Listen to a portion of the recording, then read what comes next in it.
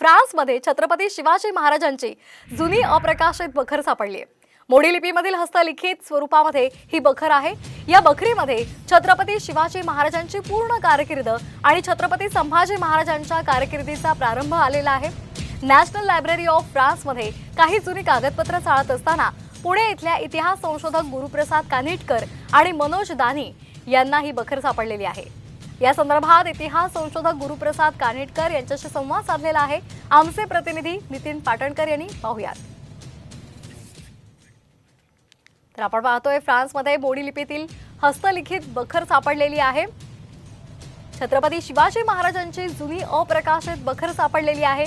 मोडी लिपीमधील हस्तलिखित स्वरूपात ही बखर सापडली आहे। या बखरीमध्ये छत्रपती शिवाजी महाराजांची पूर्ण कारकीर्द आणि छत्रपती संभाजी महाराजांच्या कारकिर्दीचा प्रारंभ सुद्धा आलेला आहे। नॅशनल लायब्ररी ऑफ फ्रान्समध्ये काही जुनी कागदपत्र चाळत असताना पुण्यामधल्या इतिहास संशोधक गुरुप्रसाद कानिटकर आणि मनोज दाणी यांना ही बखर सापडलेली आहे।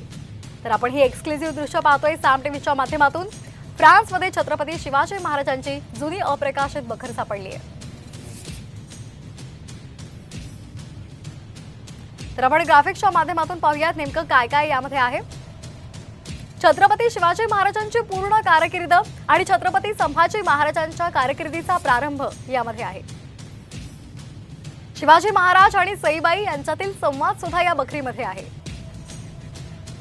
अफजल खानला मारलं त्यावेळी कोण हजर होतं याचा उल्लेखही या बखरीमध्ये करण्यात आलाय। साधू संतांच्या महाराजांनी घेतलेल्या भेटी, ही बखर चिमाजी अप्पा यांच्या सिद्धीवरील स्वारीनंतर म्हणजे अंदाजे 1740 नंतर लिहिली गेली असावी असा अंदाज बांधण्यात आलाय। आतापर्यंत मिळालेल्या सर्व 91 कलमी बखरींचा पूर्वसुरी दस्तावेज यामध्ये आहे। बखरीच्या शेवटी ही किताबत राजश्री राघव मुकुंद यांची असा उल्लेख करण्यात आलाय।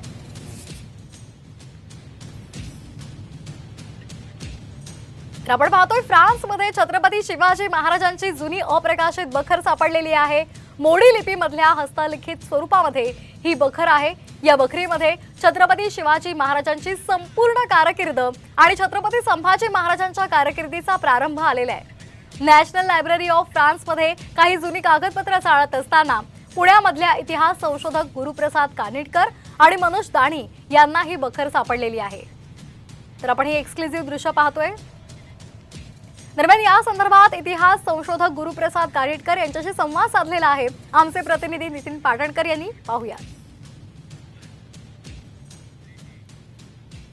आपल्याबरोबर गुरुप्रसाद कानिटकर आहेत। आपण त्यांच्याकडनं या बखरीविषयी अधिक माहिती घेऊया। छत्रपती शिवरायांचा आम्हाला आशीर्वाद आहे अशी आमची भावना आहे, म्हणून ती आम्हाला सापडली। कारण पॅरिसच्या स्टेट आर्काईव्हमध्ये ही कागदपत्र 200-250 वर्ष पडून आहेत आणि आपल्याकडे पुष्कळ इतिहास अभ्यासक आहेत। म्हणजे इतिहासाचार्य राजवाड्यांपासून ते गजाननराव मेंदळे, पांडुरंग बलकवडे सर यांच्यापर्यंतचे इतके मोठे अभ्यासक संशोधक आहेत। यांच्यापैकी कुणाच्याही नजरेल ती कधी पडली नाही आणि ती आमच्या पडली, आमच्यासारख्या छोट्या विद्यार्थ्यांच्या नजरेल ती पडली।